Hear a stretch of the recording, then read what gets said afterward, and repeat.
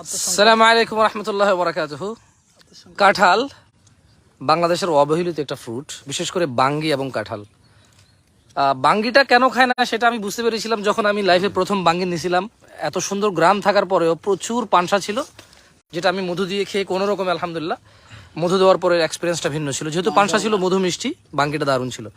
কিন্তু কাঁঠাল একদম মিষ্টি। কিন্তু এই কষ কষ ভাই, কষ পালেন না কারো গায়ে আসতে ভাই। আমরা বিসমিল্লাহ, বসো বসো।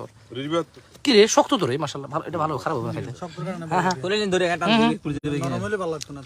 তবে আমার যেটা এক্সপিরিয়েন্স, প্রবাসে যারা আছে তারা কাঁঠাল খুবই পছন্দ করে। সৌদি আরবে এখনো মনে আছে আমার আমার মনে হয় 8-9 সালের দিকে আমার আব্বা একটা কাঁঠাল নিয়েছিল মনে হয় 200 রিয়াল দিয়ে।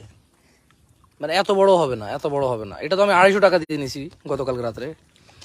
কাঁঠালের যে এখন প্রাইস কেমন বিদেশে আমি জানি না, তবে সৌদি আরবে কাঁঠালের যে প্রাইস, সুবহানাল্লাহ, বাংলাদেশ থেকে অনেকে নিয়ে যায়। হ্যাঁ, কিন্তু আমাদের বাংলাদেশে এটা যে অবহেলিত, আল্লাহ আল্লাহ, কাঁঠাল দোকানে, হ্যাঁ এটা মাশাআল্লাহ খুব দারুণ না, বেশ মিষ্টি মাশাআল্লাহ। তো আমাকে